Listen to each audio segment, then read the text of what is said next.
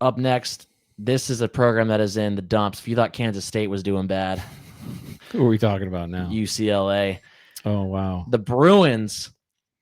Nico Iamaleava gets paid $2.5 million to go play in the Rose Bowl for the gold and blue. The Bruins fell this past Friday to New Mexico 35-10. Brutal. Yeah, they're not looking so good. And I'm pretty sure Tennessee's glad that they got Joey Aguilar instead of Nico. Which at game day, I think everybody pretty much had already made that comment at game day on all their signs and stuff. But it was, I don't know. Even though they got to the playoffs last year, he's like I always felt like that guy was like on a razor's edge, of being good and not like. So yeah, he's got the big paycheck, but that's not turning out too well for the boys out in UCLA. And it's funny too, because if you paid attention to the whole thing, right, that's where Aguilar was going. He was going to UCLA from the portal. And then when UCLA signed Nico, they told him, we don't have a spot for you anymore. So he took Nico's spot at Tennessee, and he's probably going to be on a playoff team as good as Tennessee played this week, even though they lost. And Nico's going to be struggling to make a bowl game. I do want to find it. I do want to make this apparent. New Mexico was only up by 4 points going into the fourth quarter. The Lobos ran up the score against the Bruins, which is even funnier because they scored the last touchdown with 36 seconds left in the game. The Lobos were not going to miss a chance to run it up and prove to Nico that it's not about the money. And not That's only funny. that, but Deshaun Foster ended up getting fired today. Yeah, which is not a surprise. They're 0-3. They look terrible, and they're losing games they shouldn't lose. When you get fired after the third game of the season, you knew like it was not good going into the season to begin with. Like you were barely on the edge of the seat. Yes, you definitely were. And I do want to say that New Mexico quarterback Jack Lane looked pretty good as well. He had 75% completion percentage against UCLA, going 12 for 16 for 152 yards and 2 touchdowns. So look at you pulling out the obscure New Mexico quarterback stats. Dude, you're a freaking like stat savant. Hey, I had to go deep into detail. New Mexico's. I can tell you there has never been a time in my life when I have like referenced New Mexico's quarterback stats. Not saying in judgment, I'm just saying like I think you are judging. I'm much more of like a strategy guy, and you're Rain Man on the freaking stats, bro. Well, their running back, since we're staying on stats, Damon Bankston had 203 all-purpose yards, 154 rushing yards and a touchdown, and then 49 receiving yards and a touchdown. So I don't know. If I'm New Mexico, I'm pretty happy about this win. And sounds like they've got a pretty good offensive attack as they next up have New Mexico State, which is a little big rivalry there in that state. So heading up to Saturday, there were a bunch of interesting games. Let's talk about the game that was game day this past weekend. Number 6 Georgia at number 15 Tennessee. The Bulldogs get it done 44-41 in overtime. Let me tell you something. That game was amazing. That was a classic, and that was a cinematic masterpiece of a game. A cinematic masterpiece, even. I personally think so. Yeah, that game was insane, dude. Like that was one that lived up to the hype, right? I mean, you never know. Most of the time, game day games are pretty good, but sometimes they don't live up to the hype. That game was so good, not just from the standpoint of like how, like the ebb and flow of the game and all the different stuff like that. But I mean, you talk a little bit about Tennessee jumped out 21-7 right at the beginning, and it looked like Georgia might not be able to keep up offensively for a little bit there. Their defense was struggling big time in that first quarter too. It looked like Tennessee was going to blow them out the water. Yeah, the one thing that I was going to say that if you look at how many big plays Tennessee had, right? So just taking a real quick peek. I had this pulled up a minute ago, so bear with me. But Tennessee, if you look at their top 2 receivers, right? Chris Brazzell. Yep. And then Braylon Staley. Brazzell had 6 receptions, 177 yards. So he averaged And 3 touchdowns. So I think he averaged 25 yards of reception. It's pretty good. Something like bad. that. I mean, that doesn't suck. It was crazy, dude. Like they had, I think I counted, and I want to say that Tennessee had like 11 or 12 plays over 20 yards. And if you watch what a lot of them were one-on-one wins against Georgia's corners. And there was a couple where you could legitimately say that Tennessee pushed off but got away with it. The refs were letting them play. But I think Tennessee kind of got that figured out a little bit after a while, and they changed their coverage up a little bit. And that's when they started to be able to claw their way back into it. Despite Tennessee going down in overtime this past weekend, I think Vol fans, and I think me and you can agree that as a Tennessee fan, you would much rather have Joey Aguilar than Nico.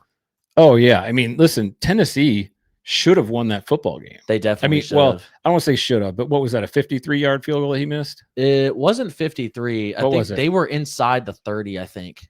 So it was like a 42 or 43-yarder. Something like that. All right, I think you're right. I think it was a field goal that he should have made, right? He makes it, they win. Yeah, that doesn't go into overtime. No, period. It does not go into overtime.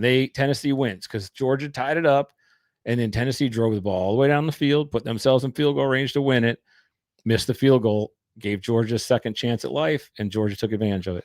Yeah, and how about that drive that Georgia had in the fourth quarter to tie up that game on 4th and 6? Dude, that throw that Gunnar Stockton made on 4th and 6 to London Humphreys. Dude, that, like, you want to talk about a freaking dime? That is the throw. I mean, I know, like, people have been like, okay, can Gunnar Stockton make throws, right? Is he the guy that can win us a national championship? Dude, that's a national championship throw. That was a throw that Stetson Bennett would have made. I mean, that's an over the shoulder, back corner of the end zone, like, and I mean, insane catch by Humphreys too. Like, that's not an easy catch. He's like looking over the shoulder, catching it, like the only place, but that was the only place that Stockton could have bought that ball. And to throw that ball on 4th and 6. Yeah, dude, you had pressure coming freaking too. Brass balls. I'm telling you, like, Gunnar Stockton has a freaking set of cojones on him, dude. And then on the 2-point conversion, they had a great line, great designed play where they had Zachariah Branch just run out in the flat, and he was wide open. That tied up the game, and that was an amazing SEC opener. Yeah, did you see what those teams? Did you see what they did with a 2-point play? So, like you said, it was kind of like a little pick play, right? But the other two guys kind of set in there like they were spotting up, and Branch just kind of, because he knew they were going to get man coverage down inside the 2, and Branch just slides right off of them, and those 2 inside guys picked that linebacker, Culver and Branch, and he was like, the linebacker got caught up in the wash. It was a great play. Like, that's anybody that runs an offense has that play in their arsenal, but it's a freaking super hard play to defend. Yeah, and then the game-winning play for the Bulldogs was by running back transfer from Illinois, Josh McCray, who just pounded that ball in the end zone. And that leg work, I remember you said something about it. That leg work was insane. That leg drive, like, when you look at him, he's literally got like 4 guys on him, and he's like almost horizontal, and his legs are just pumping and pumping and pumping, and he like willed his way into the end zone. Like, that is a freaking man-sized run on the goal line. That's what you put a guy in the goal line and ask him to do. For all of my gym rats that are listening and all the workout people, that right there is an example of why you don't skip leg day. Valid, man. That's why when those guys get in the squat rack and they're hammering 500-600 pounds, and people are like, that's where that pays off, man. That's where that pays off. That was an insane run, an insane game. That game freaking delivered. Definitely so. And I know Georgia fans were definitely breathing a sigh of relief as the Bulldogs now extend their streak against the Vols. The Vols still have not beaten the Bulldogs since their Hail Mary win in Athens in 2016 when Butch Jones was the head coach and Josh Dobbs was the quarterback. Jawan Jennings made the miraculous touchdown catch. But even though Tennessee lost, they look like an amazing football team. They could be 2 of the best football teams in the country. Right. And the crazy thing is they're both in the East. And so one of them's not going to play in the SEC championship game. So they actually got rid of divisions. I don't know if I ever told you. I don't know. I didn't even see. So they did. So there's a good chance you'll see them in the SEC championship again. Then that would be. I knew the Big Ten did that. I didn't know the SEC did that in the offseason. Yes, that's freaking awesome. Did. I think they got rid of it starting last season. All right, so definitely, I would say now. I guess we're gonna have to see how A&M plays the rest of the year because they look really good too. But I would say that two of the best football teams in the country played at Neyland Stadium on Saturday. So speaking of A&M, let's talk about them. They had a massive road win this past weekend in South Bend as Texas A&M defeats number 8 Notre Dame 41-40, and the way that they won was amazing. Notre Dame scored a touchdown when they were both tied at 34. They go up 40-0. Tyler Buckner mishandles the snap on the extra point. Texas A&M goes and drives down the field later on. 4th down and goal, and I think they were from the 13-yard line. And Marcel Reed throws the ball up to the tight end, and he brings that ball down. Coverage. He was blanketed in coverage. That was an amazing catch. And the Aggies go into South Bend and beat the Fighting Irish 41-40. And Notre Dame falls to 0-2. Independent team going 0-2 can really hurt your chances in making the playoff, because when you look at Notre Dame's schedule, they've only got one ranked team on their schedule remaining, and it's Southern Cal, who's ranked number 25. Yeah, these, like this game and the Miami game, where there are two chances to really kind of show out on a national level, lost both of them. And man, missed extra points. I mean, I've been involved in so many games where it just, like, every time you miss an extra point as a coach on the sideline, you're literally sitting there thinking, this is going to bite me in the ass. Like, it just always comes back to freaking bite you. And it came back to bite them. I saw that, I think the head coach said he was going to get involved with the defense this week. Did you read that? I did not. Yeah, I think he said, I don't know if it was in the press conference on Saturday after the game. I think maybe it was on the Sunday, like, press conference for the following game. Who they got this week? I haven't looked at the schedule, but I think it was for this week's, like, kickoff press conference. Are you talking about Notre Dame? Yeah. They have Purdue at home. Yeah, I think he said he was going to get involved with the defense more this year because, I mean, Freeman was the defensive coordinator before he became the head coach at Notre Dame, right? He's a defensive guy. So obviously when you give up 40 points, you know, the head coach is probably going to be in the defensive staff room a little bit more the next week. So looking at the stats from this past weekend, I know a lot of times last year when Marcel Reed came in for Connor Weigman, a lot of people mentioned his rushing ability, and he kind of had a little bit of trouble last year in the passing game. Seems like that's really been fixed because Marcel Reed threw for 360 passing yards against this Notre Dame defense on Saturday, which is phenomenal. He had an interception, but 2 touchdowns though. Yeah, 2 touchdowns, amazing. And then Mario Craver for the Aggies, 7 catches for 207 yards and a touchdown. It's pretty good. That's pretty salty right there, man. So the Aggies, you know, a lot of times people are wondering, is this the year they can finally get something done? You know, a lot of times people think that they're just this team that goes 8-4 every year, 7-5. That was a big statement win for an SEC team right there. Yeah, I think Mike Elko's doing a great job with that football team. And if you look at the confidence they're playing with, I think the other thing that they've got going for them is everyone's kind of counting them, like not really giving them a shot, right? People are still looking at them like they looked at them when they were with Jimbo Fisher. They kind of like, oh, well, you know, A&M's going to start great out of the gate. They'll win 5 or 6 games, and then they'll, like, screw the pooch at the end of the season. But this isn't the same football team. They've got a really good quarterback in Reed. I think they've got a pretty good running game to complement their quarterback. And so I think this is probably potentially one of the more underrated football teams right now in the country. And the Aggies go into a bye week this week with a great right before they have a 3-game homestand. So, you know, after a big, hard-fought win like that, you've got a bye week, you know, for any guys that are hopefully just a little banged up to get healthy.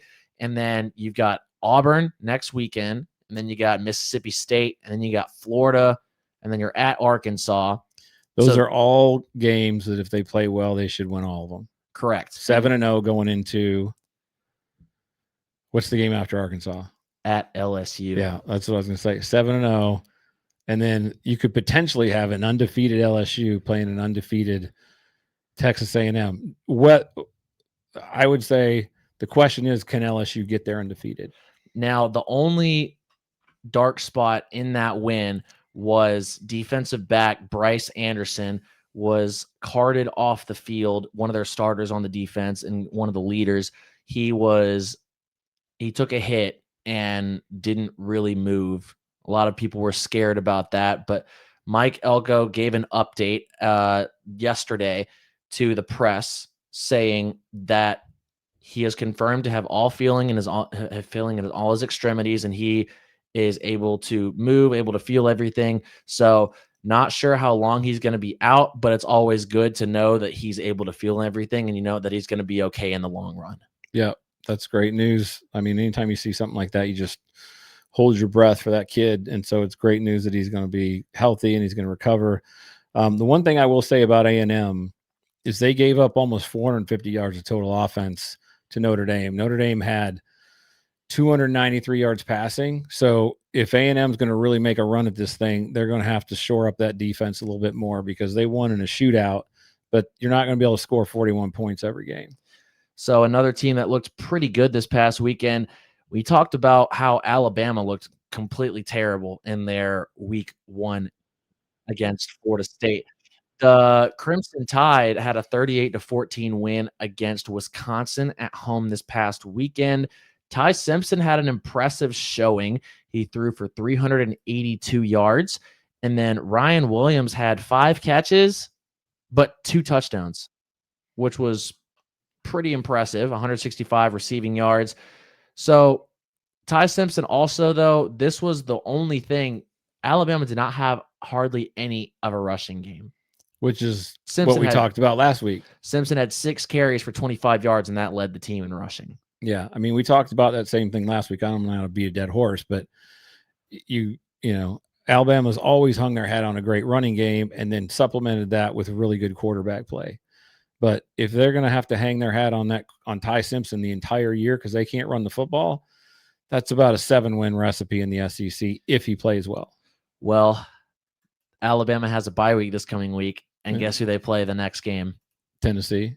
Who? They're on the road in Athens, Georgia, against the Georgia Bulldogs. Okay. Well, I'll just give Georgia that game right now, boys and girls. Really? You're giving them the game already? Yeah. I don't know, man. Georgia has not fared well against Alabama these last few years. I know, but Bama's won 9 out of the last 10 matchups. It seems like whenever you think like who won last year? Bama. Right. Okay, but it was early in the year, right? It was. Okay. Bama earlier in the year still thought they were Alabama. I promise you, those kids in the Alabama locker room have this little bug of doubt in the back of their head that's never been there before in the Nick Saban era, okay? They've always thought they were going to win every football game. Even when they didn't win, they thought they were going to win. There's something in the back of their head right now that's saying, I don't know if we're the same football team that we've always been. So, and when we line up against Georgia and Tennessee and the big boys, like, are we going to be able to compete with those guys? Nobody's saying it out loud, but I promise you they're thinking it, bro. So let's talk about another team that's been struggling. Let's go into the struggles now. The struggle bus? Oh, yes. Time to talk about it's time to talk about the struggle bus. Where are we starting with the struggle bus? Well, technically we already did start with the struggle bus since we talked about Kansas State and UCLA on Friday night, but let's talk about the struggle bus that happened on Saturday. So there's multiple roads we can go. We can talk about Texas. We can talk about Clemson. We can talk about South Carolina. We could talk about... That's a lot of struggle bus, man. That's not even all of them. We could talk about Virginia Tech. Let's start with Clemson and Virginia Tech. All right. So which one do you want to talk about? Clemson, Georgia Tech, or Virginia Tech, Old Dominion? Oh, sorry, I just meant Clemson, Georgia Tech. Okay. Let's talk about Clemson, Georgia Tech. So Clemson, Georgia Tech, Haynes King had, let's see, give me the deets. 20 for 28 for 211 yards passing, 103 rushing 103 yards rushing, 25 carries. He was their leading rusher by double the carries. He had twice as many carries as Jamal Haynes. Haynes King accounted for 311 yards by himself. He was the 314. Okay. Still, he was Georgia Tech. That's the guy they had to stop, and they couldn't do it. No. And then on the other side of the coin, Clemson, like, I don't even know what's going on. Like, Adam Randall had 80 yards rushing. Their number 2 rusher is Cade Klubnik. And can I just say, like, he does not look like when you watch Haynes King run the football, he looks like he should be running the football. Okay. And I'm not trying to come down on Klubnik, but he's not Haynes King running the football. Like, I saw he was kind of slipping. He was like, he's more long-legged, so he doesn't cut, and he's not quite as powerful as King is. And so he's more of a loper, and he can't like hit it up as quick in the middle. I mean, he should not be running the football as much as they're having to run him. They're not getting the ball to their wide receivers like the way they should be able to. Like, they are struggling big time right now offensively. They really are. Defensively, they still look good. Yeah, but I do want to say they've got a good defense. So they just they keep putting them in a bad situation because they can't pee a drop on offense hardly. One of the things that I do want to say, like, and it's good that everyone else has stepped up on the defensive side, because TJ Parker and Peter Woods, you haven't heard their names hardly at all this season. And these are 2 guys that are supposed to be first-round draft picks next year. Yeah. You're right. And, thankfully for them, Sammy Brown and Wade Woodaz and Avion Terrell and Sheridan Jones and everyone else on the starting defenses, picked up the load and like locked in and done a great job. But, TJ Parker and Peter Woods, if you're a Clemson fan, you want those guys to make a lot more plays, because that's concerning when you don't hear their names called. They've combined for 10 tackles in 3 games. Yeah, and how many sacks? Do they have any sacks? 1 sack between the 2 of them in 3 games. That's not the production they're looking for out of those guys. And when you look at the passing game, like Klubnik was 15 to 26 for 200 yards. I think he averaged like 7 yards to completion or something like that. It was not good. So they got to get something figured out, man. They just do not look like a very good football team right now. Now, I want to they do not, but I also want to give all the credit in the world to Georgia Tech. They look good. Georgia Tech looks like a good football team. Yeah, I think that's it's you got 2 stories, right? It's a mix of both. Yeah, if you wanted to do like a who's rising and who's falling, Georgia Tech's rising, Clemson's falling. They were on the same field Saturday. And even though it was a relatively close game, like Georgia Tech just looks so much better than Clemson. Oh yeah, they looked a lot more physical too. Yeah, and they're deep now. Everyone wants to talk about Clemson's defense. Georgia Tech's defense looks good too. They have a really impressive defense. Their leading tackler, though, Clayton Powell-Lee, defensive back, he had 11 tackles on Saturday against the Tigers. Is he a corner or a safety? He is a safety, I think. Okay. That's impressive. Yeah, no, 11 tackles. I mean, you definitely, you don't love to have your DBs making that many tackles, but if he's a safety and they're playing him up in the box in a bunch, then that's no big deal. They brought a lot of blitzes. Yeah. I saw him make a lot of plays near the line of scrimmage. Yeah. Then they were bringing a lot of pressure. And it worked. It did work because Clemson really struggled picking up pressure. Like, they had a hard time with Georgia Tech's blitz game. And Georgia Tech, I mean, like I said, they put a lot of pressure on Clemson. And Clemson especially, they had an issue like out at right tackle where they were I think it was their starting right tackle. Blake Miller? Yeah, somebody got an ankle or something, but they were struggling with protection and they weren't really chipping to help them at all. And so Georgia Tech was just getting a lot of pressure on Klubnik. He was running around a lot. It'll be interesting to see if Clemson can kind of figure this thing out and bounce back, or if they're just going to be an average football team. But so, right now they look average. Yeah, I think it's safe to say that for the entire state of South Carolina, this past Saturday, it was rough. Dude, before we get into, if you're like a South Carolina fan, you'd love to be Clemson right now. At least they're playing people close and got a chance to like get things back to South Carolina. Maybe. So maybe done for. I looked at the games from this past weekend. 0 FBS teams won. because South Carolina obviously lost. Coastal Carolina lost at home 38-0 to East Carolina. Only one FCS team won, and that was Furman on the road at Campbell. South Carolina lost 31-7 to Vanderbilt. Now, we talked about that last week. Vanderbilt and South Carolina had one thing in common before this game, and they both played Virginia Tech. Now, they both beat Virginia Tech, but South Carolina took a long time to get their offensive going besides that opening drive against the Hokies. They weren't able to score hardly at all until the fourth quarter came. Virginia Tech, when they played Vanderbilt kicked their you-know-what because it was 20-10 at halftime. Vanderbilt came out in the second half and poured it on. 34 unanswered points. That sounds familiar. That Commodore defense, they are number one in the conference right now in yards allowed.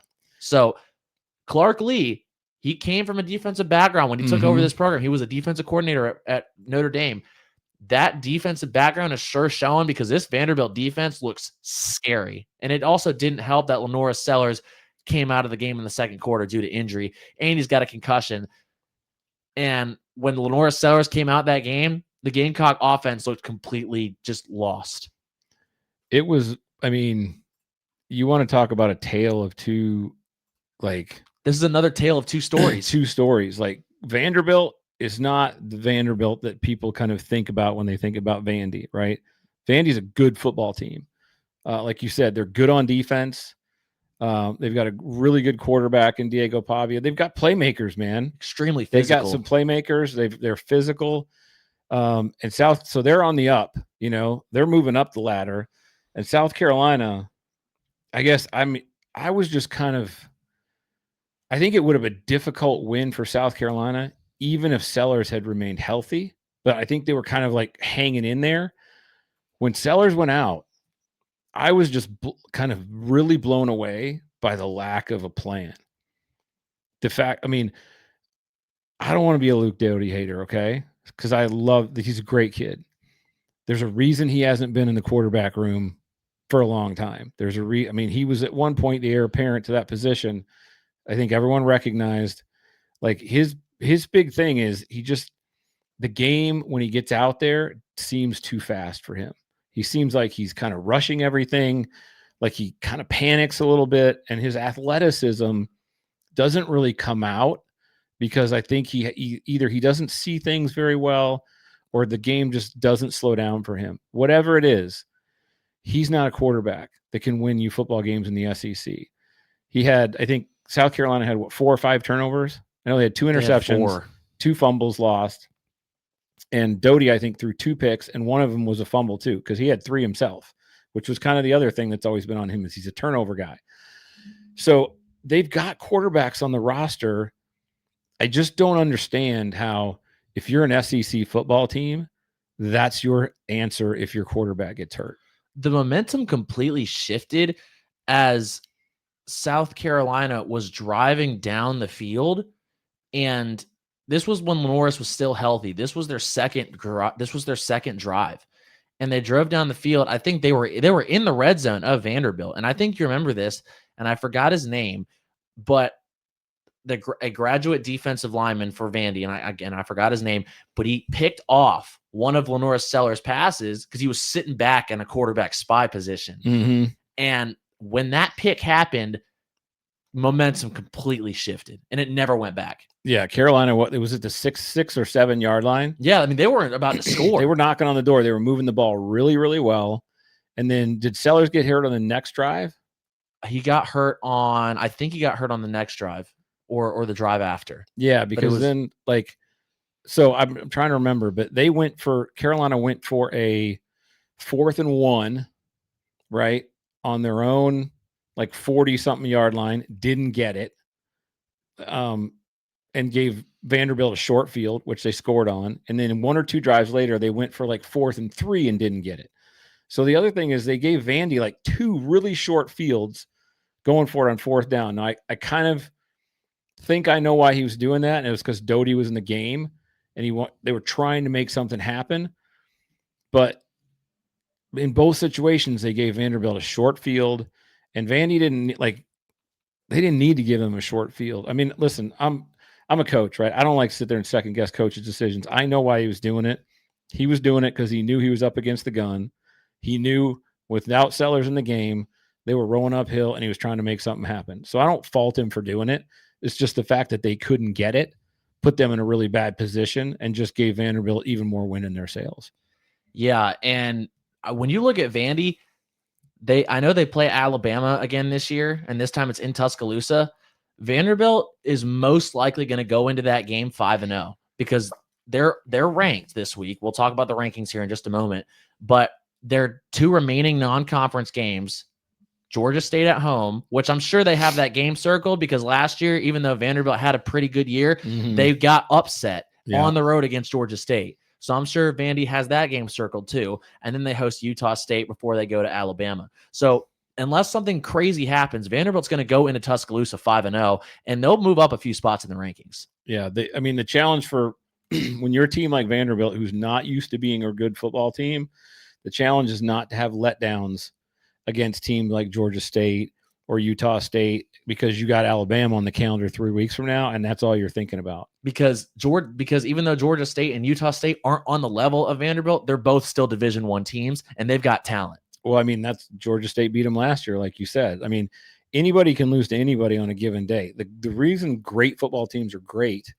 is because they can focus on who they're playing that week, right? So Vandy's got to be their young team in terms of being good, like learning how to be good. So they can't like ignore those teams. They have to focus on those games, play them well, so that they actually can go into Tuscaloosa 5-0. So not too many more games to talk about from this past weekend. Only two more, and they're still on the struggle bus. Actually, 3, because another coach got fired this weekend. Virginia Tech's Brent Pry. And man, Virginia Tech can't dude, they haven't figured, like, they can't figure out how to win, man. I mean, did the way that they performed this past weekend, and you thought they were just going to pull this one out because it was against a group of 5 team, boy, was I wrong, because the Hokies not only lost, they got embarrassed by Old Dominion 45-26 in Lane Stadium. Old Dominion was up 31-0. There's not a whole lot you can say about that. I mean, there's a reason he got fired. The second coach that got fired this past weekend outside of Deshaun Foster, Virginia Tech is just in an absolute down spiral right now. It's a death spiral. What has happened to that program? I don't know. I mean, listen, I wish I knew some inside scoop on that program because, I mean, when Justin Fuente went there, he was like heralded as one of the best coaches in college football. Like, he had done it as an offensive coordinator at TCU. He had turned Memphis around. And he went in there, and everyone thought he was going to be the guy. And he won 9 or 10 games. He took them to the ACC championship. Yeah, they went to the ACC championship 2 times. Like, everyone thought, okay, Virginia Tech's back. They competed with Clemson in 2017, and then it just kind of like all fell apart, right? And I mean, I don't know. There's something. I mean, when you have a program like that can't, like, it's not always just the coach. And I'm not saying it's not the coach. It is the coach. I don't know. I don't know enough about the program to make comment on it. But it takes a lot of stuff to make a program good.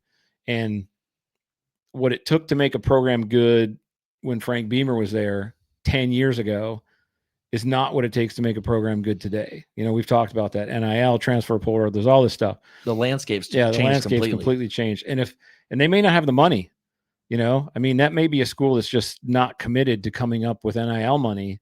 And if you're not committed to coming up with NIL money and you can't, like, play that game, you're chasing people. Like, it's not even going to happen. Yeah. So I don't know. But I do think it's a loss not having a good Virginia Tech in the ACC. I really would like to see them be good, but we'll see. Who knows? Let's see. I know I said there were 2 more games I wanted to talk about. Oh, so we haven't talked about LSU yet. Dude. Oh, that was going to be the last one. That was going to be the last one. So what you got now then? So this was an interesting game because number 1, Ohio State. We talked about 9.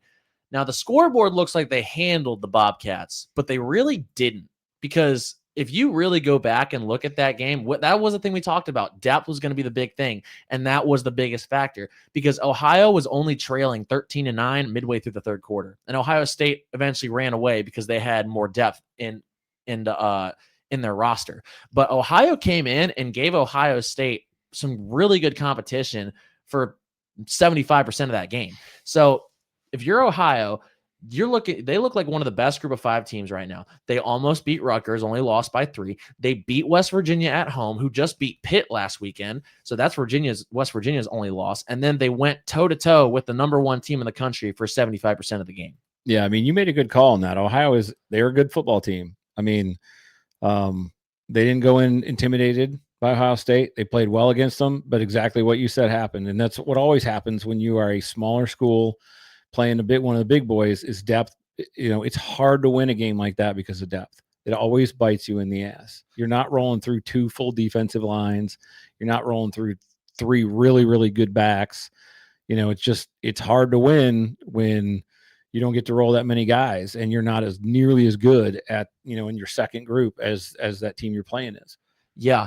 And also touchdown they had was the second play of the second half, a 75-yard touchdown pass by Parker Navarro to Chase Hendricks. But that was one of the only bright spots offensively. But now Ohio's done with their non-conference schedule. I think they're going to be a team that's going to be feared in the MAC. They won 11 games last year. I don't see them losing another one after how they performed. So let's talk about next the last struggle bus team, your boy, Brian Kelly. How about is Florida the struggle bus or is LSU the struggle bus? Who are you bringing up? Yes. Let's just say yes, because DJ Lagway threw 5 interceptions. So obviously you would think if your quarterback threw 5 interceptions, the other team would have put up a lot of points, right? Well, hot take. No, LSU only puts up 20 points and beats the Gators only by 10. Okay, this may bite me in the ass somewhere down the road, but I think LSU might be the most overrated football team in the country right now. Really? Yes. I do not think they're a great football team. Their biggest win as of right now is a 16-point win over Louisiana Tech. Yeah. Okay. Clemson, who now we are seeing is not a very good football team. LSU, close win against them. Florida, not a good football team. LSU, close win against them, 10 points. That's there's nothing dominant or, impressive about that. And like you said, Florida gave them 5 turnovers. Dude, when you get 5 turnovers, you should have 40 points on the board. That's like playing with house money. Not to mention, one of those turnovers was a pick 6. So that's 4 turnovers, and the offense only was able to put up 3 points. Well, 13 points. Yeah, well, trust me, Brian Kelly got asked about that in the press conference. When he is it time to pull out the clip? Yeah, Brian Kelly went freaking nuclear in the press conference. Now, let me just say this. As someone who played and coached played for and coached with Brian Kelly, he gave me my first coaching job. I coached for him for 2 years at Grand Valley State in Michigan. That is pure BK right there. I mean, that is the Irish Catholic. I'm not listening to any more of your bull crap, Brian Kelly. He was always on his best behavior at Notre Dame because I think there was a high expectation. But what he did on Saturday is pure BK. So for those that weren't able to hear the press conference, here's a little snippet of what happened when on the very first question asked to Brian Kelly in their post-game press conference after defeating Florida 20-10. Brian in the back, I know you love these immediate post-game sessions, but what are you seeing with your offense? Stop. Really? Is that the first question? We won the game 20-10. Try another question. What do you want me to tell you? I just laid it out for you. We played the game to win the game. We played the game to win the game. All right. How about third down then? What is going on? Dude, he came after him again. It's one game. Last game, we were great on third down. You're looking at this from the wrong perspective. LSU won the football game. Won the game. I don't know what you want from me. What do you want? You want us to win 70-0 against Florida to keep you happy? No, I think people want to know why you good. Dude, that was the best line right there. What do you want from me? You want us to win 70 so we can make you happy? Oh man. That was freaking priceless, dude. Oh boy. I gotta say, I love it when BK goes off, man. That's like pure entertainment. I remember there was one. I don't remember which press conference it was, but there was one where he was like pounding his fist on the desk, and I forgot who it was against. I think it might have been against Alabama when they lost 42-13 last week. But he was just pounding the desk with his fist, just having like a little hissy fit. Oh my gosh! Well, I mean, hilarious. listen, the question was valid, dude. Oh, it was. Like, I mean, Nussmeier was 15 for 27 for 220 yards and 1 touchdown, and he threw a pick. Right. And they only rushed for 102 yards as a team. So total offense, they had 322 yards of total offense. So I want to say, that's if you're a Florida fan, 302 yards sucks. That's abysmal for a team that's supposed to be a top. Were they ranked number 3 last week, right? Yeah. Yeah. I want to give credit real quick to Florida's defense because they were put in so many bad positions and they kept them in the game. Oh, for sure. If Florida could freaking piss a drop on offense, they probably would have won that football game. Yes. So credit to Florida's defense. I mean, 5 turnovers, dude. 5 turnovers. And LSU scored 20 points. And like you said, one of them was a pick 6. I mean, that's really like bad. What do you want from them? They won the game. You want me to score 70 so I can make you happy? We have to have BK on here, and just the first thing we ask him about the offense, he just has a mental breakdown on our podcast. I want LSU to keep winning, but not playing very good, so I can keep we can have a weekly Brian Kelly segment. Yes, that's right. Let's break down BK. The BK breakdown. The BK breakdown. All right, let's talk about what BK said in the press conference this year, boys and girls. Yes. All right, so on to this week, right? Let's talk about this week's matchups. Before we do, let's just go over the top 25 real quick. All right. Should we go from 1 to 25 or 25 to 1? Go 25 to 1. Okay, 25 to 1. Starting out at 25, Southern Cal at 3-0. 24, Notre Dame at 0-2. I think the only reason they're ranked is because their name is Notre Dame, because the last time that an 0-2 team was still ranked was in 1986, and that was Michigan. Notre Dame's going to get 8 to 10 spots in the polls just because they're Notre Dame. So moving up at 23, Missouri at 3-0, who hosts South Carolina this week, who's coming in with their limping into Columbia. Spanking board for South Carolina this week. Number 22, Auburn at 3-0, coming off a 31-15 win over South Alabama. Number 21, Michigan, coming off of a 63-3 win over Central Michigan. Good rebound there for the Wolverines after falling to Oklahoma the week before. Number 20, Vanderbilt. We missed you in the polls. Congratulations. Their highest ranking since 2012, I think, or 2008. One of those two. Very long time. I think it was the last time when James Franklin was there, right? Yes. It might have been even before then. Was it? I think so. I thought they were ranked with Franklin. I think Vanderbilt was ranked. They were, but they were ranked like 23 or 22. Okay. Gotcha. Number 19, Indiana. Number 18, Georgia Tech, coming off of their win over Clemson. Still the Rambling Wreck from Georgia Tech and a hell of an engineer. Number 17, Texas Tech, off of a blowout win over Oregon State. Number 16, Utah, off of a 31-6 victory over Wyoming. Number 15, Tennessee, in a really tough game, staying in overtime against Georgia. They don't fall, and I'm okay with this. Tennessee, they're 2-1, right? They are 2-1. I'm actually surprised they're not ranked higher. Well, I think it's because one of their wins is against East Tennessee State, and their other one is against Syracuse, who struggled with UConn, and they've only beaten Colgate. True, but I think the way they played against Georgia, like, just in my opinion, makes them a top 10 football team. But I understand where you're coming from. I just think it's strength hard. of schedule hurts them right now. I think it's hard to move them up with who they've played and just with the fact they lost. They got to get a couple big wins. Alabama moves up 5 spots to 14 after beating Wisconsin. Ole Miss moves up 4 spots to 13 after outlasting Arkansas 41-35. Iowa State moves up 2 spots after a struggle win against Arkansas State on the road 24-16. Oklahoma moves up 2 spots after a 42-3 road win at Temple. By the way, why did Oklahoma play at Temple? Makes no sense. Not sure. Texas A&M cracks the top 10, moves up 6 spots after a 1-point You knew they were going to win. jump up after that win because Notre Dame is the greatest football team in the free world. So if you beat Notre Dame, you're going to move up a lot. Of course, because why would you not? Of course. Illinois defeats Western Michigan 38-0, so they stay at number 9 in the poll, staying in the top 10. Number 8, Texas. They fall down. What are Illinois' other wins? Illinois has beaten, let me see who they've all beaten. They've beaten Duke 45-19, and they beat Western Illinois 52-3. This weekend, they're on the road at number 19, Indiana. So they've only got 2. They've only played twice? They've only played 3 times. They beat Western Illinois, Western Michigan, and Duke. And they're ranked 9th? Yeah. That was why I asked you who they played, because I was really surprised they were ranked that high. Like, none of those wins are good wins.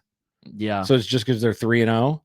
Maybe. Like, I can't believe they're ranked 9th. Like, I would put Illinois on the field with Tennessee. Tennessee would drag their ass. I think Illinois is a top 25 team for sure. Sure, but yeah, but not 9. No, not 9. Not with those wins. No. They should be like 17. I think they're keeping last year. That is a gift, bro. Yeah, they're keeping last year in they're definitely keeping last year in mind.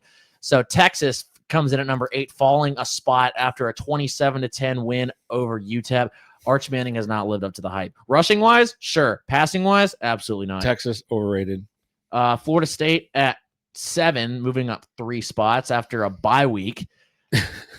How about that, right? Nice to move up during a bye. Exactly. That's my kind of you deal. You don't have to sweat your butt off watching your team when you move up 3 spots. I like it. Oregon moves down 2 spots after winning at Northwestern 34-14, which if you watched that game, they struggled and the score didn't tell the story. Which is why they moved down. Yes. Mm-hmm. Georgia moves up 1 spot to 5. The Bulldogs back in the top 5 after a really, really big road win. A raucous brawl in Neyland Stadium. Yes. The Mean Machine in red and black coming down the track at number 5. Number 4, Miami, after a blowout win over USF. That was impressive. I wasn't expecting them to win by as much as they did. I thought USF was going to play really well against them and that was a game that USF could win. And I was pretty impressed by the way Miami won that football game. You know what that means? Not yet. The U's back. Not yet. LSU at number 3. We already talked about that. BK. LSU. Come on. Penn State at number 2 over after a blowout I think win. everyone's like in a love fest with LSU. Yeah. At rank number 3. Yeah. Penn State after a blowout win over Villanova stays at number 2. And Ohio State stays at number 1 after they run away from Ohio late in the second half. So Penn State also rated way high, like also being gifted from last year. So let's see. What game should we talk about this week? You got... This is a little Big Ten matchup here. This week's a little weird because it's kind of, you got a lot of teams that are like, there's some lull games in there this week. Like Florida State's got Kent, there's some good SEC games. Like Auburn's got Oklahoma this week. That's a tilt. You can start there if you want. I mean, you got 2 3-0 teams. Oklahoma's ranked 11th. Auburn's ranked 22nd. You got that. And that's a big SEC game. We can start with that. I was just looking at all the games. Another one that just kind of catches your eye, number 17, Texas Tech, and number 16, Utah. That looks like a decent one. Yeah, I mean, if you're a Big 12 fan paying attention to the Big 12, that's a pretty good game. That's a noon game, too. So as soon as your college football Saturday starts, you got a pretty good one. LSU's got a gift against Southeast Louisiana this week. Oh, Lord. Texas is playing Sam Houston. That's what I'm saying. Like, there's a lot of teams that played some bigger games at the beginning of the year instead of scheduling like their cream puff early on that are playing their cream puff game this week. Yeah. Let's see. Vandy, Georgia State, which you already brought that one up. That's a team they lost to last year, but they should be able to handle them. Indiana, Illinois is a big game in the Big Ten. Yeah, and you know what? College Game Day didn't go there. Did you find out where College Game Day was going? No, where'd they go? Florida at Miami. Oh,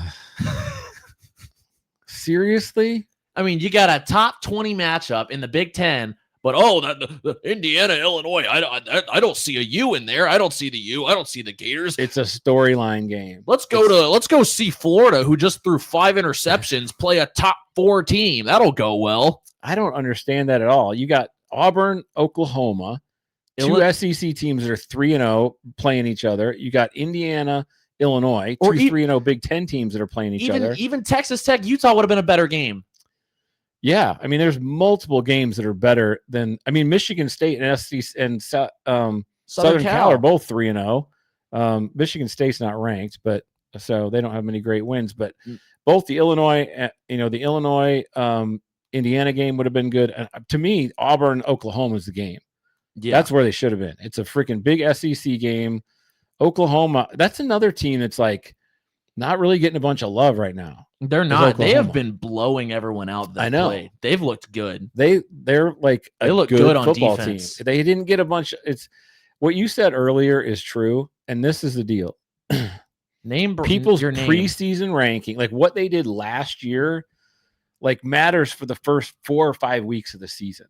I think it should matter the first week, and that's it. It should, but it doesn't. That's what I'm saying. Like, just like you, I mean, Oklahoma's 3-0, Texas A&M is 3-0. They're winning good games. They're winning convincingly. And then they're like in the top 10, 11, whatever, and then you've got LSU, who everybody's got like, a boner over, for lack of a better term, who's 3-0. But what else do you want them to do? It's barely winning. They won the game. And they're ranked number 3 in the country. Do they need to score 70 to make you happy? Let me tell you something right now. If you put LSU on the field against Oklahoma right now, I would take Oklahoma. In a heartbeat? I don't know in a heartbeat, but if you're like, who you take, if you have to pick one to win for your paycheck, I would take Oklahoma. If you put LSU on the field right now against Texas A&M, I would take Texas A&M. If you put them on the field against Georgia and Tennessee, I would take Georgia and Tennessee against LSU. LSU has not shown me that they can do anything on offense at all. But they're ranked number 3. Okay. That makes a lot of sense. Because these guys that are like ranking people, right, at the AP, they're like sitting on their couch. They don't watch the games. They're sitting on their couch. They're freaking shoving like BK and McDonald's in their mouth in between the games, and they're like, honey, oh no, let's go out in the backyard and play a catch, son. Like freaking idiots. Like how many games do you think they watch on Saturday? Maybe one. You know what? They probably watch them, but do they know what they're watching? Probably not. You know what I'm saying? Like how many AP guys, if I sat them down and was like watching game film with them, why should this team be ranked? And I could be like, okay, tell me why they're ranked there. And also was like, okay, hey, on this play, what did Florida do on defense right there? What LSU do on offense right there? What coverage are they running right there? Why did they run that coverage against that set? Exactly. Man, I love LSU. I love them a lot. Nom nom nom nom nom. LSU is my favorite team. Oh my gosh. I mean, I swear, it's actually pretty funny because obviously, the same way with Penn State, dude. And I'm not a Penn State hater. No, like I'm not a nobody hater, right? Than like, but I just think that there's so much ranking on reputation right now and not really on what do they look like on the field. So this is something that's interesting that I thought you would find interesting. So I'm not going to spend too much time talking about this, but I got added into a group chat with a bunch of college football Instagram pages, and they said that we are all going to come up with our own rankings because the AP does such a crappy job, and we're going to stop posting the AP top 25, and we're going to use our own and just post that instead. That's freaking sick. I like that, dude. Yeah. It'll probably be a lot better. I promise you guys are watching a hell of a lot more football than those AP writers are. Yeah, all of a sudden the AP rates are, why is the LSU not number 3 and why are they number 10? I look on your poll. LSU is ranked, where were you low? How come you rank them some low? Oh my gosh. All right. Me write for AP. Me vote for LSU. Penn State, my favorite Big Ten team too. James Franklin, my hero. Yeah, the man that can't win a big game to save his life. That's what I'm saying. Penn State's ranked 2 right now, right? Dude, Penn State always wins, and they win all the games they're supposed to win. Every time they play somebody that's any good, they get drugged up and down the field. You can see the emotion and passion coming out. And then they get freaking ranked again the next year. This is Penn State's year. This is when they're finally going to not get drugged by somebody that's actually good. No, it's not. They're going to do the same thing they always do. They're going to beat the teams they're supposed to beat. And then when they get to the big game, they're going to get a big freaking fist right up their rear end. They're gonna go 10-2. They're gonna lose to Oregon, and they're gonna lose to Ohio State, just like they lose to the top 5 teams they play every year. In the Big Ten championship game, they're gonna get freaking hammered like a freaking nail, and then they're gonna still squeak their way into the playoffs. They're gonna get hammered again like a nail. No, don't worry. No, they'll play the Group of 5 team that made it. They'll win that game, and then they'll get into the second week and get hammered. Right. And then the next year, they're going to be ranked number 6 going into the season. They're going to win a bunch of crappy games, be the best team in the whole league, best team in the world. You know what we call that? There's the term Clemsoning. We should call it Penn Stating. Yes. Lioning. In the Big Ten, it's lioning. Yes. Okay. We're coming up with all kinds of new ranking systems, new terms. You know, we should get some English teachers. We should. I was an English major. Bro. Yes, you were. We should get the Department of Education and have them add lioning to the dictionary. I don't think people that actually work in the Department of Education can read. That's a whole different tangent for me on the school system in our country. Oh Lord, we're just gonna have tangents. That's just gonna be the rest of the podcast. Just tangents. Right. Let's go off on tangents. I think we've been going on tangents for the last 10 minutes. We're gonna sound like Alex Jones.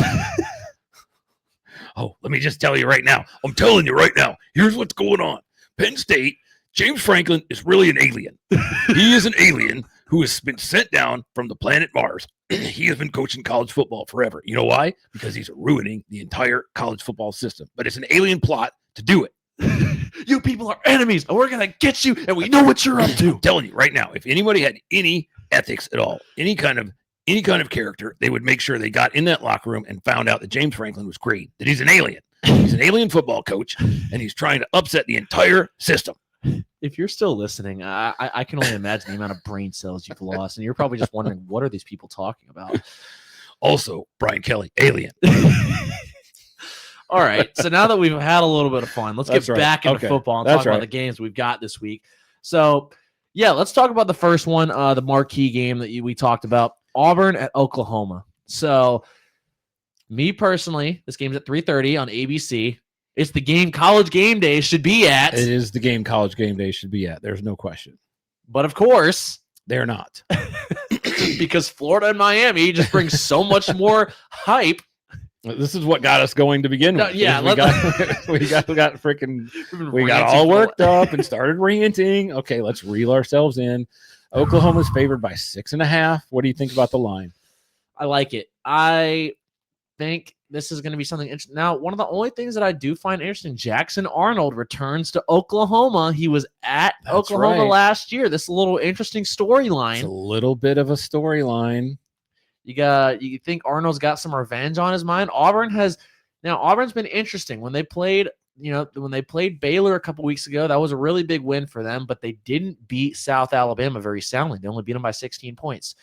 So is that more Auburn's not very good, or they're overrated, or is that more South Alabama is a pretty good Group of 5 team and came in and gave more of a competition than Auburn expected? Not really sure, to be honest with you. But Arnold's playing well. He's 48 for 69 so far in his first 3 games. He's thrown for 4 touchdowns, no interceptions, so he's protecting the football. No interceptions? I don't think. Alien. He's an alien. I'm telling you right now, he's an alien. There's nobody plays for Auburn that hasn't thrown an interception in the first 3 games. That's not an alien. Mateer, great story for Oklahoma. Transferred in from Washington State. He's looking like one of the best players in college football right now. Big-time athlete. Now, the one thing I will say about him is he has thrown 3 picks in the first 3 games. So there's a little bit of a turnover thing going on with him. He's a great runner. But he can't do all the running. But he can't. Now, he's thrown for almost 1,000 yards in 3 games. That's impressive. He's already got 944 yards passing. He's got 105 attempts in the first 3 games. And rushing-wise, I don't know what his rushing stats are in the first 3 games. Too much. He runs too much because they're going to get him hurt. That's all I know. That's the thing that I worry about is them having to rush him so much, right? Like, you don't want to have to run your quarterback that frequently. How about this? Their receiving team leader is Jaron Kanik at 245 receiving yards. He was a linebacker last year and just became a tight end. Yeah, that's right. Dude, that guy, I love that guy. He's like if you're John Madden, you would love Jared Kennick. He's like the guy. He's like that slobber knocking guy that probably doesn't wipe his butt that much, and he's like sits on the couch and just wants to stick burgers in his face. But you put him on a football uniform, and he's gonna knock somebody's teeth out. I love that kid. I can't tell who you're trying to be, Chris Collinsworth or Alex Jones. I'm not really sure right now. I was actually trying to be John Madden, but I kind of lost my way. Okay. No, but I do like the story's great. The kid's freaking leading receiver. He was a linebacker last year. And just by looking just at a him, tough and when you freaking see him kid. on Yeah, that field, you can tell he's not afraid to lower that shoulder. He's a guy he's one of those guys you like to watch play, right? You just want him to take somebody's head off, but he catches the football and runs pretty well with it too. He's a good athlete. Yeah, definitely. I dig him. So do you think that Oklahoma covers the spread? Do you think they win? I am picking Oklahoma to win. I think Auburn covers. If this game was at Auburn and Jordan Hare, I feel like Auburn would win. It would be, yeah. I still think Auburn's going to cover. Now, I will say Auburn's taking care of the football. If Oklahoma turns it over a couple times, Auburn could win this game. I think turnovers are a huge stat in this football game. So that's one we're going to want to look at and pay attention to next week. All right. So all right, what do we got next? Let's stay in the ranked matchups here. Texas Tech at Utah at noon on Fox. Yeah. Gus Johnson's going to be calling the game. Another 3-0 game that Gameday could have been at. You know what? And this is another quarterback that leads the team in passing, of course, but also leads the team in rushing. Devin Dampier, who's thrown for 628 yards, 7 touchdowns, no interceptions, but he's ran the ball 33 times for a touchdown and 198 yards.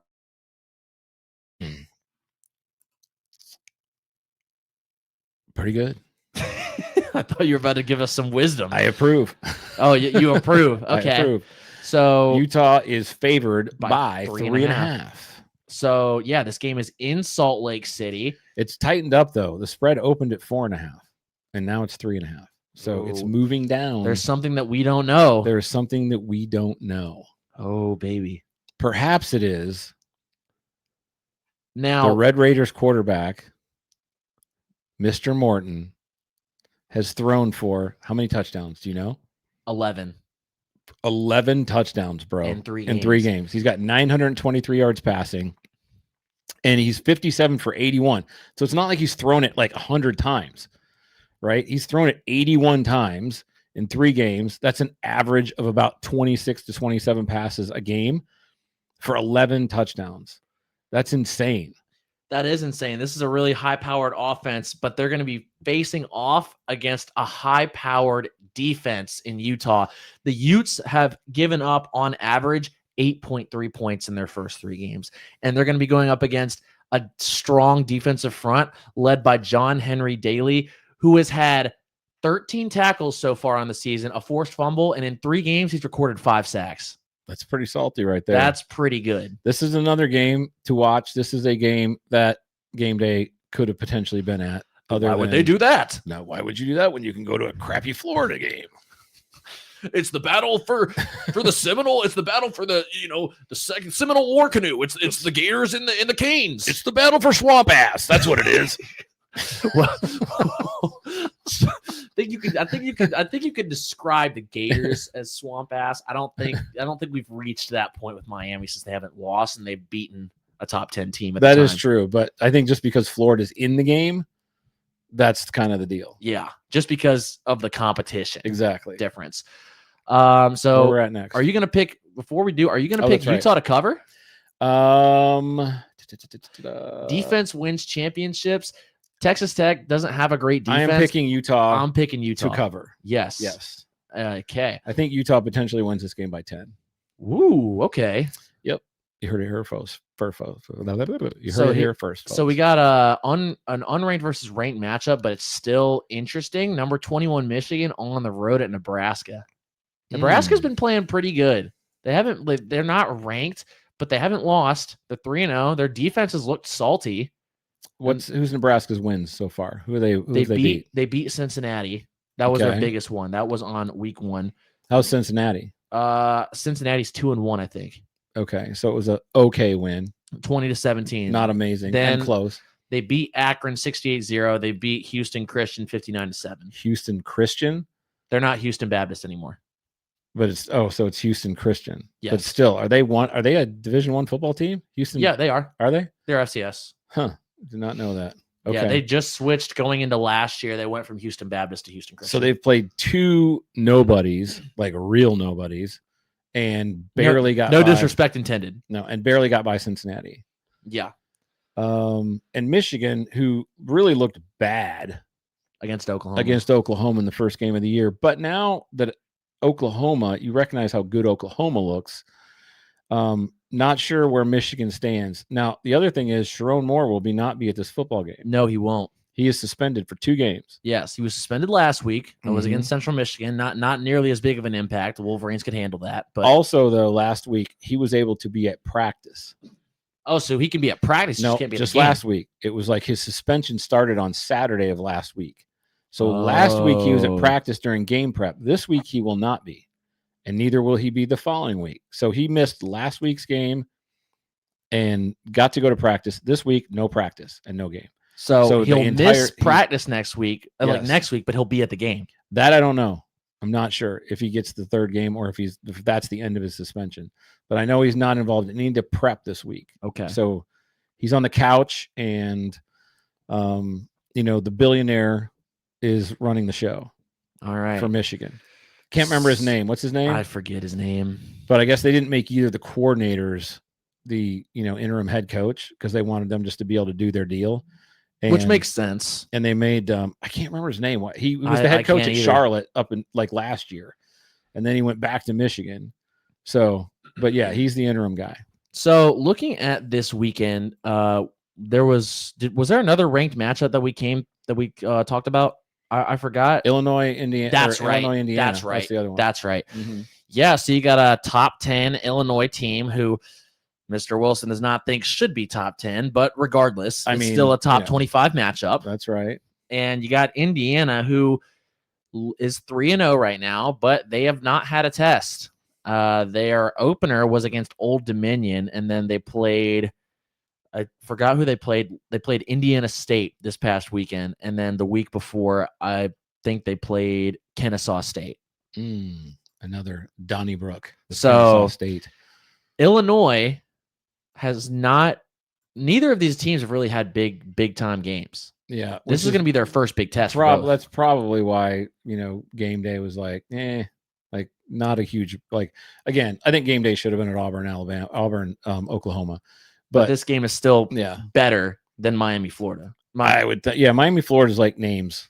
Okay. Yeah. Miami, Florida they have better marquee names. So I get it. Like Game Day is a marketing thing, right? They go to places where people are excited. They will get better fan turnout. Maybe views. At that thing. More views. And get better, like it'll be more hype at Game Day at the Game Day set than it would be at Illinois, Indiana. So I mean, listen, they talked about us a lot on Lee Corso's last show. Lee, like Saban, Herb Street, they all said Lee's the guy that taught me that this is an entertainment industry, and so that's what Game Day is looking at. It's like, okay, where are we going to go entertain people the most? Yeah, it's an entertainment industry. Football is just the outlet. Yep, that's right. Mm-hmm. So who do you have in that? Illinois is favored by 3.5. No, Indiana's favored. Oh, Indiana's favored. Yeah. Oh, wow. Okay, I was not expecting that. Indiana's favored by 3.5. It was 4.5. It's tightened up a little bit to 3.5. Again, they know something we don't know. I'm taking Indiana and the points. Oh, okay. So Indiana covers. You've got the Illini exposed for not being a top 10 team finally. I'm telling you, the Illini should not be ranked in the top 10. They are like 18, 19 at best. So let's just talk about. I'm not a Brent Bielema believer. Let's talk about I'm not a believer. I'm not a Bielema believer. Oh, jeez. Bielema believer? Bielema. How? I don't know. Whatever.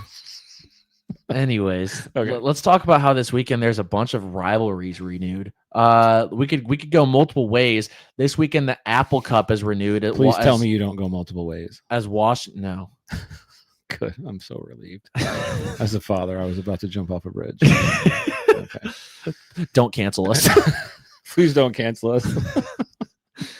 Actually, do cancel us. Because if you cancel us, I don't want you listening anyway. Washington at Washington State as the two face off in Pullman, Washington. The Cougs welcome in the Huskies. Washington has looked pretty good. Washington State is coming off of a, let's just say, an embarrassing. I don't even think that's enough of a.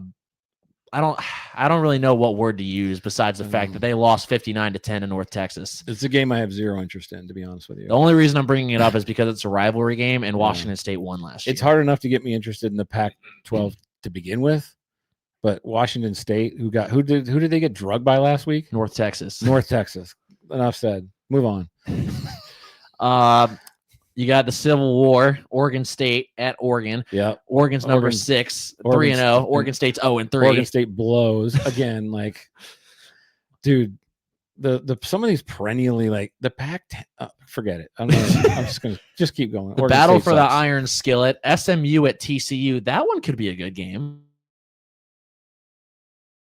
SMU has not lost. Actually, SMU lost one game to Baylor and 2 overtimes. Mm-hmm. But TCU looks like a pretty good football team. TCU's favored by 6.5. That could be a game that not many people are looking at, but could bring some entertainment. What time is that game on? That game is that one of those night games? No, that game's at noon. Ooh, a nooner. Yeah. Who are they competing against? Who's the big noon? Is the Florida Utah Texas Tech. Okay, gotcha. Syracuse at Clemson. Oof. Now, Syracuse has been known to give Clemson trouble these last few years. Clemson has a hard time with Syracuse traditionally. And with how Clemson is looking right now. When Clemson was like a couple years ago, when Clemson was undefeated and like making a run, they lost to Syracuse. Yeah. Up at Syracuse. Yeah. Is this away? This is at Clemson. At Clemson. But it's interesting because Clemson is favored by 17.5. With how they've looked on offense. What's Syracuse's record right now? 2-1. Their one loss is to Tennessee. What did they lose to Tennessee by? 23. I think Tennessee scored. Tennessee, they lost by 19. Okay. I'm picking Syracuse to cover. Not to win. Okay. I think Clemson wins, but Syracuse covers. I was going to say, I think Clemson wins, but 17.5 is way too generous. How their offense has looked. Totally agree.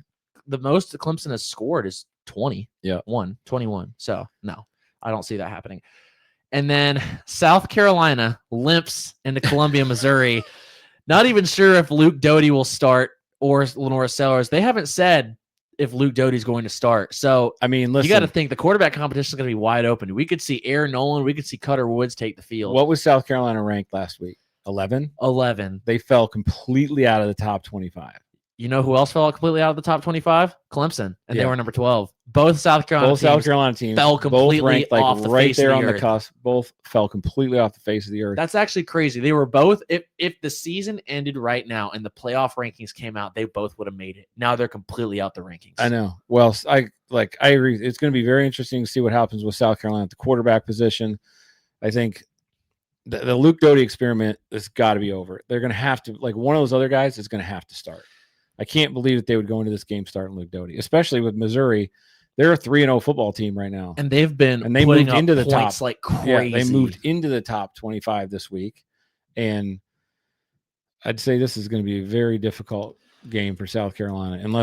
Listen, South Carolina sometimes will just come out and surprise you, right, and be like, "Oh, where'd that come from?" So you never know. But have they said for sure Sellers is out? They haven't, but unless they say he's in, I'm assuming he is. Because if it's a concussion protocol usually lasts 10 days. Yeah. And now, one thing I do want to preface, last year, South Carolina had a loss to Ole Miss, 27-3. Mm-hmm.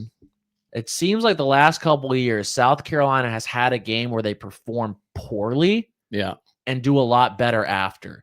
The difference is South Carolina will most likely not have their starting quarterback this week. That's my whole thing. It's not that, South Carolina could have played not great against Vandy and even not won against Vandy. And I could be like, okay, I've seen South Carolina do this before. They just maybe got to get their sea legs under them, figure some things out. But without Lenore Sellers, totally different football team. And I think you made this comment to me on the phone, but I don't. Again, I'm just going to call it like I see it. like I'm trying to figure out what's this offensive personality, right? Mike Shula is the new offensive coordinator. The guy who was coordinator last year. Fire him. He sucks. I'm sorry. I'm saying it. Kale, not pulling punches. Kale Wilson, ladies and gentlemen. I'm always the politically correct when it comes to the coaches. I'll be like, oh, you know, I don't really understand. I'm sorry. Kale's like, sucks. Fire him. Screw the politically correct crap. I don't care. I'm voicing my opinion. Mike Shula has got to be the worst offensive coordinator that I have seen for South Carolina in this last decade. And I have seen Scott Satterfield. I've seen Dowell Loggins. I have seen a lot. I've seen Mike Bobo. I have not seen an offensive coordinator. Mike Bobo is your offensive coordinator at Georgia right now. Oh, I know, but he's done a lot better. But I'm talking about just at South Carolina. Regardless, Mike Shula, it didn't work in the NFL. It hasn't worked at other teams. Why would it work at South Carolina? Get rid of him, make him unemployed, make him go try to get unemployment checks like they did in the COVID days, because that man does not deserve a job on a football team anymore. You know what's funny? When you just ripped off like 4 offensive coordinators from South Carolina in the past, like I only recognize one name. Like I knew who they were because they were at South Carolina, but if you didn't like know who they were, you wouldn't recognize any of those names. Dowell Loggins, Satterfield, like, I mean, that they last year was the first time I had seen South Carolina in quite a while with an offense that felt like they got it figured out. There's a real, like, they matched their talent with a really good personality. They really know how to use sellers. They still had a good run game. Like they kind of like they looked congruent on offense. The first 3 games this year, they look like they don't know what they're doing. Not to mention, and they don't have a running game again. Fine, like they finally found a running game last year when they had Rocket Sanders. They had a freaking stud back there. Now they're back to being South Carolina with like an undersized running back trying to run between the tackles. And they had like Rico Dowdle and Zaquandre White. Dude, why can't South Carolina? Like last year was the first year I was like, South Carolina's finally got a freaking like bell cow. A guy they can give the ball to. They can run between the tackles and pull people through with him and run through tackles. And rumbling, stumbling, bumbling. I think you just made anyone that's listening just destroy their eardrums. But not now. Now we're back to undersized running backs that get tripped up after a 1 yard gain. What's worse than having your starting quarterback out and having an undersized running back? I'll give you a hint. Having your starting right tackle out after he left the game with an injury against Vanderbilt, Casey Henry. And Dylan Stewart's out for the first half after getting ejected in the fourth quarter with a unsportsmanlike conduct penalty. So what you're saying is they got a chance. Not really. I'm not sure what South Carolina's wearing, but in my opinion, I think they should wear black helmets and black pants so they can wear black to their own funeral. There you go. Okay. So we're at like an hour and 17 minutes. And if people are still listening now, it's just because of our entertainment value. It's got to be because let's put a bow on this sucker, son. What do we got? I think you want to finish up with Florida, Miami. We haven't talked about that game other than. Is there much to talk about? Miami looks good. Florida doesn't. Miami's going to win. They're going to cover the spread. I mean, Florida has a decent defense, but they're not going to move the ball. I don't have any faith. I think Miami wins handily. Miami is favored by, what's the line right now? The line's only 3, dude. How is the line 3 points? Name brand bias. Name brand ball. That's what this game is. This game is McDonald's against Burger King. I can't do this in Florida. I can't do this. I'd rather watch NC State at Duke than this game. Well, the good thing is there's a lot of games on that you get to watch. So, all right. What's your call? Are you picking? I mean, Miami, it's a 3-point game. Miami covers. Miami covers easily. How much is I'm gonna go on the ropes. Miami's gonna win this by 13 points. I think Miami wins by more. More? Give me a number. Miami wins by 17 at least. Okay. Miami by 17. They blew out Florida Miami in the swamp last year. They're going to make it even worse this year. Okay. So that's our predictions for the week. We hope you enjoyed the entertainment value. If you didn't, then you're probably a communist. I need an aspirin. Who takes aspirin anymore? Aspirin, ibuprofen, I don't know. I got a headache. This is just. I need an aspirin. Sound like Grandpa Jerry. I was gonna say I'm like 80 and I'm from 1926. Give me an aspirin. I sound like Joe Biden or Donald Trump over here. Well, I tell you what. Was that your Beavis impression? Hey, watch Miami and watch Miami play Florida. Yeah, they're gonna kick their ass. Dumbass. Thanks for being here. Would you like to watch a good game with it? Did I offer for a good game? Dumbass. Hey, Beavis, we're gonna score. Unless you're Florida. That's a good or way. South Carolina. That's a good way to say goodbye. Yeah. Thanks for being here, Bows. We appreciate y'all joining us. Yeah, and have a good weekend. And if you're a South Carolina or Florida or Clemson fan, I pity you for this weekend. And I'm really bummed. I'm not going to be here. Or next... Virginia Tech or UCLA. I will not be here next week because I will be in Colorado elk hunting, chasing elk with my bow and arrow. Yeah. So if you're listening, you're gonna have to deal with just me next week. So I Kale will be flying solo. I pity you. 2 weeks from now, we will be back in our dual mode. Thanks for being here, Beavis. See you next week, baby. See you next week, baby.